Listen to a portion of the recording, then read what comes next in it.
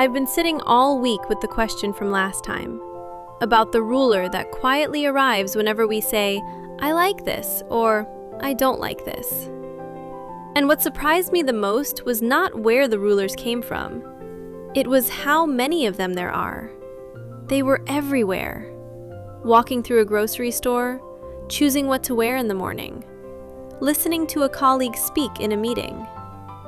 Each tiny preference came riding in on its own little ruler, and the ruler had already decided what was up and what was down before I even noticed there had been a choice.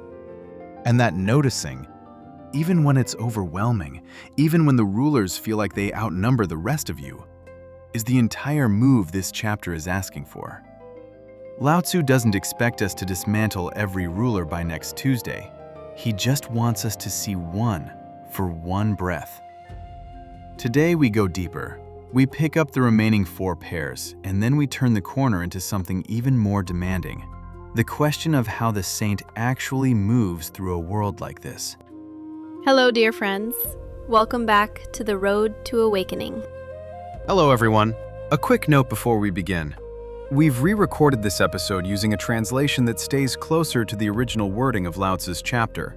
If you caught an earlier version, thank you for your patience while we made it right. I'm glad we get to keep going with this chapter together.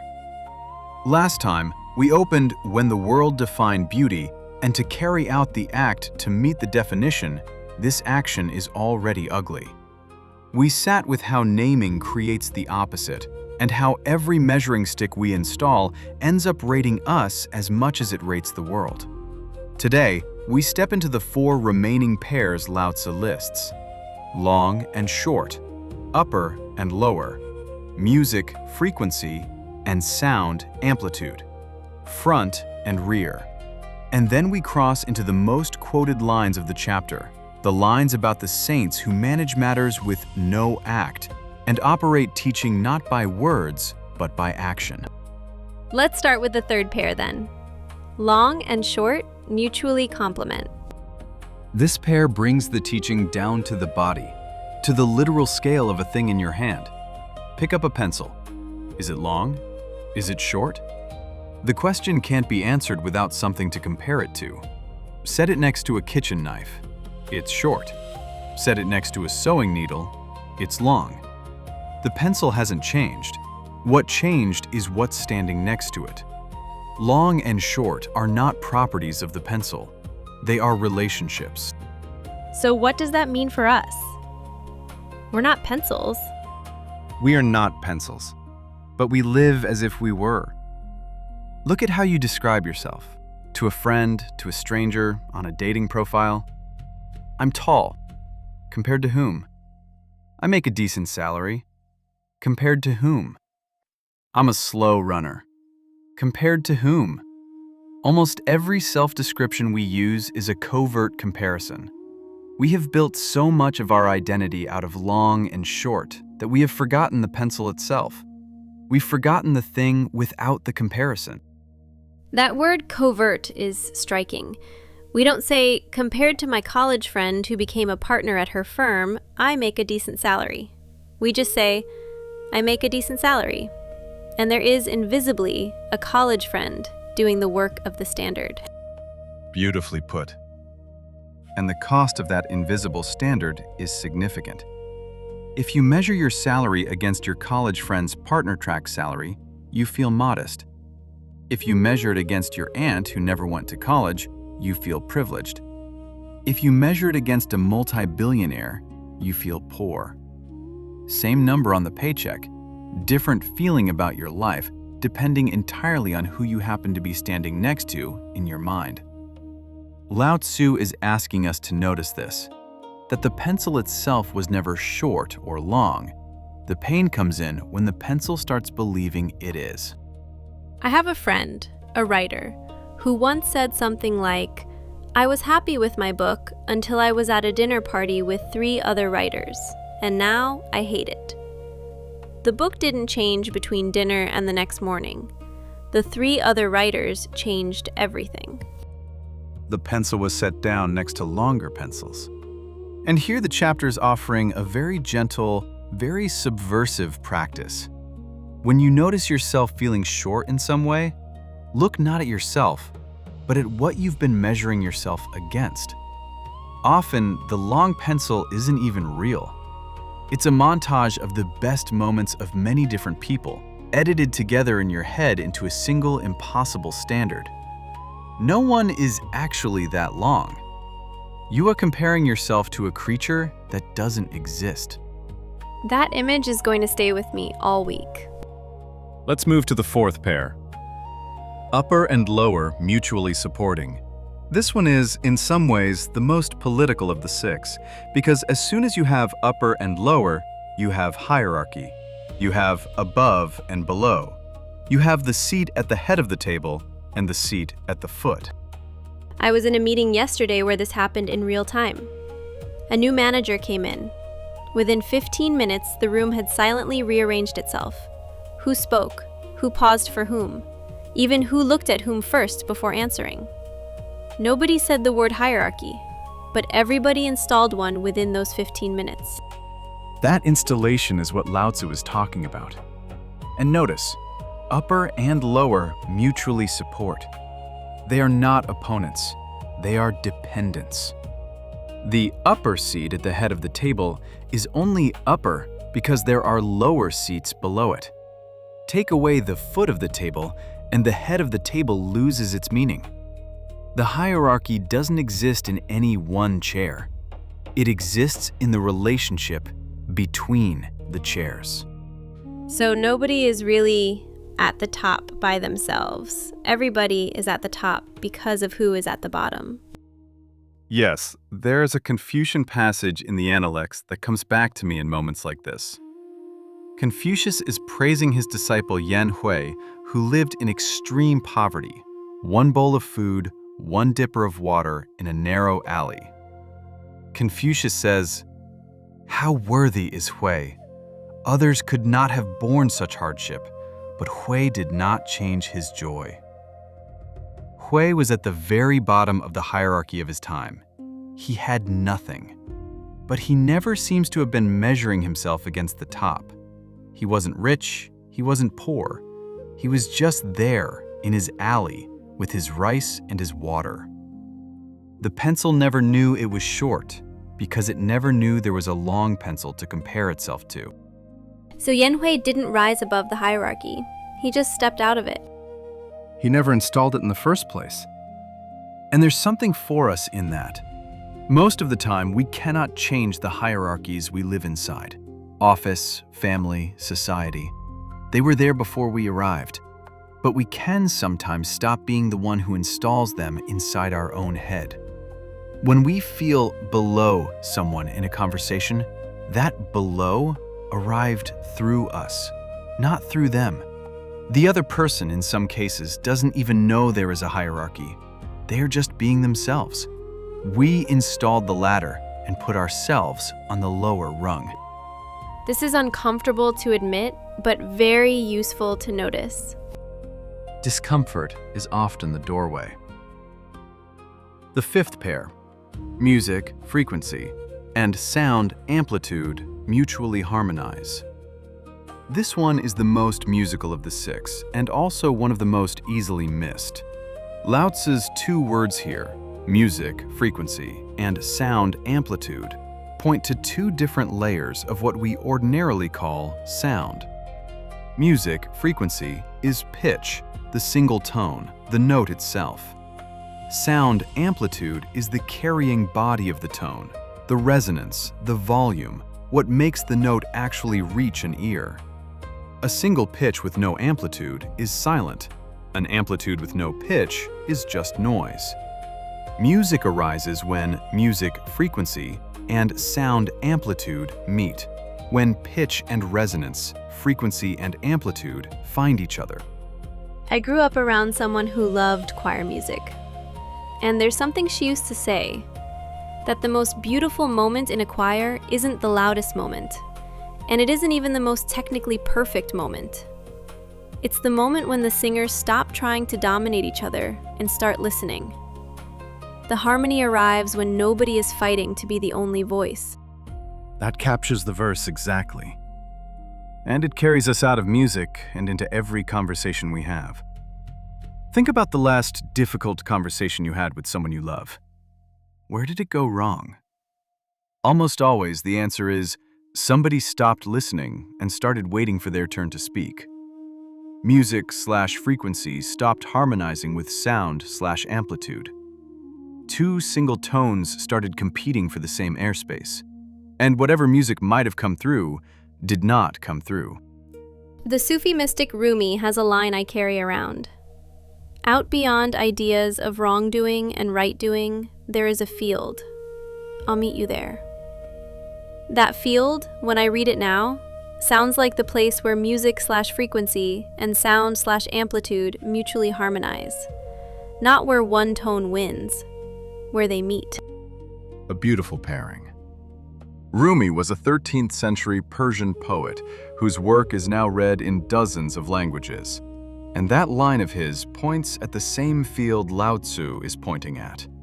The field that is prior to wrongdoing and right-doing. The field that is prior to, my tone is the right one and yours is wrong. If we can step into that field, even for one sentence, in the middle of an argument with someone we love, we have practiced this chapter in real time.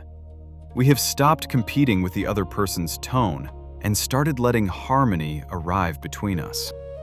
Before we go further, I'd like to pause for a moment and invite you, if today's conversation is meaning something to you, to walk this spiritual awakening path with us. The road to awakening grows by word of mouth and by listeners who are paying attention. If anything so far has touched somewhere inside you, a pair you didn't expect to feel, a small recognition you hadn't named before, please consider following the show, leaving a comment with what's coming up for you, or sharing this episode with one person who might need it this week. We read every comment, and they shape what we choose to look at in the chapters ahead. Thank you, Amy. Let's keep going. The sixth pair, front and rear mutually follow. This last one is, in some ways, the most quietly devastating, because it touches the way we live in time. Lao Tzu's two characters here, front and rear, are spatial, but the inner experience they describe is temporal. We almost never live in the present. We live in the front of it. What's next? What's coming? What do I need to prepare for? Or in the rear of it. What just happened? What did they mean by that? What should I have said? When you call this moment a front of something else, you've already left it. When you call this moment a rear of something, you've also already left it. Front and rear follow each other in such a tight, fast pattern that the actual present moment, which is neither, almost never gets felt. When I catch it, the present feels like a tiny crack between two thick blocks. Most of the time, it's covered up. That image is exactly right. And the chapter is not asking you to permanently live in that crack. It's just asking you to notice that it exists. Once you have noticed the crack, even once, the structure of front and rear starts to soften. You realize that front is something your mind is doing right now, and rear is something your mind is doing right now. Both of them are happening inside the present moment they claim to be outside of. That is a small kind of vertigo. A useful vertigo. There's a teaching attributed to the Chan master Lin Chi in the 9th century. The true person of no rank is constantly going in and out through the gates of your face. He's pointing at the same thing. The one who lives in the front of this moment and the rear of this moment is the constructed self. The one who is actually here, behind the eyes, looking out, that is the original person. The crack between front and rear is where that original person can be touched. This is a lot for the head to hold. It is. And here's where Lao Tzu, very tenderly, stops listing pairs and offers his first piece of medicine in the entire chapter. He says, Thereby the saints manage matters with no act in deed.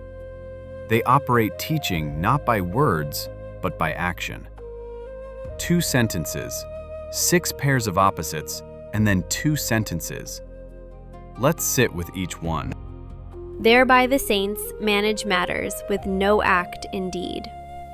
No act is one of those phrases that has been misunderstood in English for a long time. People hear it and picture someone lying on a couch, refusing to act. That is not at all what Lao Tzu means. The original Chinese is Wu Wei. It does not mean doing nothing. It means acting without forcing. It means acting without an inflated, self-centered agenda riding on top of the action. The saint is not idle. The saint is constantly responding to what is in front of her. But there is no extra layer, no, I am the one who is doing this important thing, look at me doing it, sitting on top of the action. So a parent making breakfast with no agenda is closer to no act than a parent making breakfast and silently calculating how this proves what a good parent she is. Yes, the breakfast looks identical from the outside. The internal weather is completely different. The first parent is managing matters with no act. The second parent is doing the doing of being a good parent. Same eggs, different worlds. And here's the strange beauty of it. The first parent's breakfast usually tastes better. The child can feel the absence of agenda. The food carries the quality of the cook. This makes me want to ask, does no act mean we shouldn't have goals? Shouldn't have plans? Shouldn't try? It does not mean any of those things. It means try without the inflation, plan without the clinging. Set the goal, work toward it, and notice that there's a difference between working toward it and being puffed up by the fact that you are working toward it. Heidegger, the German philosopher we mentioned last episode, had a phrase for this: Gelassenheit, letting be. He recognized that the modern Western mind had been so trained to seize, control, and produce that it had lost the capacity to act from a quieter source. He turned to this very chapter of the Tao Te Ching for help with that question late in his life. He is not a saint, but his diagnosis was honest, and his turn toward Lao Tzu was real. The Bhagavad Gita has a line: "You have a right to action, but never to its fruits." That comes from a different tradition entirely, but it sounds like the same teaching. It is the same teaching. Krishna is telling Arjuna in the middle of a battlefield that the cleanest action is the action that is not bent toward its own reward. The Hindu tradition calls this nishkam karma, action without attachment to fruit. The Taoist tradition calls it wu wei. They use different words. They point at the same posture of the soul. You do the thing. You let the thing be the thing. You do not climb on top of the thing and demand that it pay you back. And the second sentence? They operate teaching, not by words, but by action. This one is even more demanding. Lao Tzu is saying the deepest kind of teaching does not pass through language. It passes through what you do, how you sit, the shape of your presence in a room.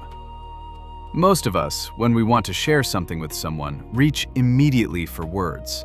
We explain, we instruct, we give advice. And often the people we are trying to teach quietly tune out because they can feel the agenda inside the words. Teaching by action, not by words, is what happens when your way of being in the room teaches more than your sentences could ever teach. I think of one teacher from many years ago. I can't remember a single thing she said, but I can remember exactly how she sat, how she looked at a student who was struggling, how she paused before answering a difficult question. The lessons that lasted were not the explanations. They were the postures. That is a perfect description of teaching by action, not by words. And it tells us something humbling. Most of the influence we have on the people around us is not happening through our talking. It is happening through who we are when we are with them. Confucius in the Analects asks at one point, "Does heaven say anything? The four seasons run their course and all things come to life." What does heaven say? He is pointing at this same thing. Heaven does not lecture us. The seasons do not give us a sermon. They simply unfold, and we are taught by being near them. The Christian Gospels also keep coming back to this. Jesus often heals without an explanation. He weeps without a defense of weeping. He sits with people that the surrounding society has ruled out, and the sitting itself does the work. The sitting itself does the work. That is a perfect phrasing. And here is the kind, uncomfortable mirror this verse holds up. When we feel the urge to explain something to someone who isn't listening, the chapter is gently asking, could this teaching be done by action, not by words? Could it be done by being rather than by saying? Most of the time we resist this question because it asks us to give up the satisfaction of the lecture. The lecture lets us feel like we did our part. The being demands more from us. The being demands that we actually live the thing we are trying to teach. This is a hard place because we want to help. And help, in our minds, almost always looks like saying more. The help we offer through words is real. It is not nothing. But there is a deeper help that the chapter is pointing to, and the practice it is asking for is small. The next time you feel the urge to explain, before you open your mouth, pause for one breath. Ask, is this the moment for words? Or is this a moment where my presence, my silence, my willingness to simply be with this person would say more? Sometimes the answer will be, yes, speak, and speak. But sometimes the answer will be, not now. And in that not now is the teaching by action, not by words. And now today's lingering question. Same as before, we won't try to answer it. It's not the kind of question that wants an answer right away.